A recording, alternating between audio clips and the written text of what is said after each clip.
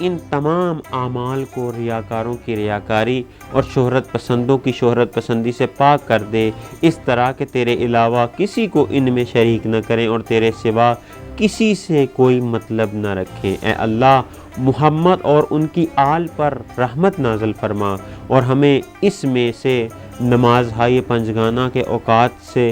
ان حدود کے ساتھ جو تو نے معین کیے ہیں اور ان واجبات کے ساتھ جو تو نے عائد کیے ہیں، ان لمحات کے ساتھ جو تو نے مقرر کیے ہیں آگاہ فرما، اور ہمیں ان نمازوں میں ان لوگوں کے مرتبے پر فائز کر جو ان نمازوں کے درجہ عالیہ حاصل کرنے والے ہیں، ان کے واجبات کی نگہداشت کرنے والے، اور انہیں ان کے اوقات میں اسی طریقے پر جو تیرے عبد خالص اور رسول نے رکوع، سجدہ اور ان کے تمام فضیلت و برتری کے پہلوؤں میں جاری کیا تھا، کامل اور پوری پاکیزگی اور نمایاں اور مکمل خشوع و فروتنی کے ساتھ ادا کرنے والے ہیں۔